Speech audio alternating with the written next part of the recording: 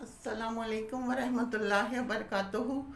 اعوذ باللہ من الشیطان الرجیم، بسم اللہ الرحمن الرحیم۔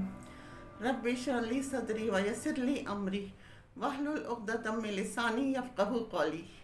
رب زدنی علما وعملا۔ یا مقلب القلوب ثبت قلبی علی دینک۔ یا ربی لک الحمد کما ینبغی لجلالہ وجہک وعظیم سلطانک۔ آج سے ہماری نئی سورت شروع ہو رہی ہے، سورہ بقرہ۔ اس کے ترجمہ اور تفسیر 1 by 1 آیت لے کر چلیں گے۔ آج پہلی اور دوسری آیت۔ الف لام میم۔ حروف مقطعات۔ بعض صورتوں کے شروع میں یہ حروف آئے ہیں۔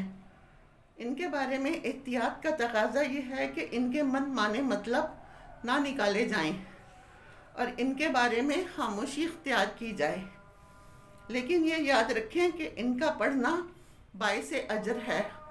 الف پر 10 نیکیاں، لام پر 10 نیکیاں اور میم پر 10 نیکیاں، یہ کل 30 ہو گئیں۔ صرف الف لام میم پر پڑھنے پر 30 نیکیاں، جن کا ہمیں مطلب نہیں پتہ، جن کا مطلب نہیں بتایا گیا۔ تو یہ سوچیں کہ جن آیتوں کا مطلب ہمیں پتہ ہے، ان پر پڑھنے پر ہمیں کتنی نیکیاں ملیں گی۔ ذالک الکتاب لا ریب فیہ ھدی للمتقین۔ یہ وہ کتاب ہے جس میں کوئی شک نہیں، متقی لوگوں کی ہدایت کے لیے آئی ہے۔ یہ کتاب پڑھتے جائیں، شکوک و شبہات دور ہوتے جائیں گے۔ یہ ہر شخص سے بالاتر ہے۔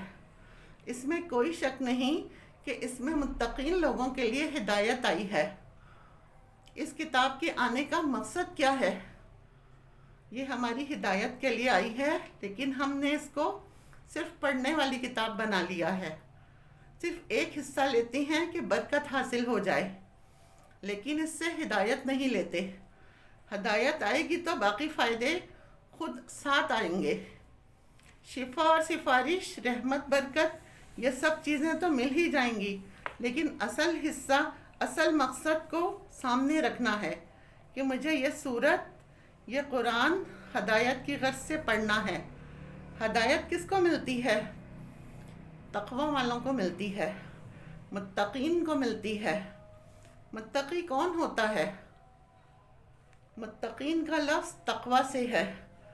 متقین آدمی وہ ہوتا ہے جو اپنے آپ کو نیک عمل کے ساتھ، گناہوں کے ساتھ بچاتا ہے۔ کس سے؟ جہنم کی آگ سے۔ متقی وہ ہوتا ہے جو اپنے فرائض ادا کرتا ہے اور گناہوں سے بچتا ہے۔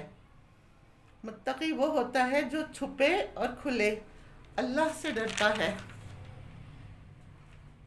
وآخر دعوانا ان الحمد للہ رب العالمین۔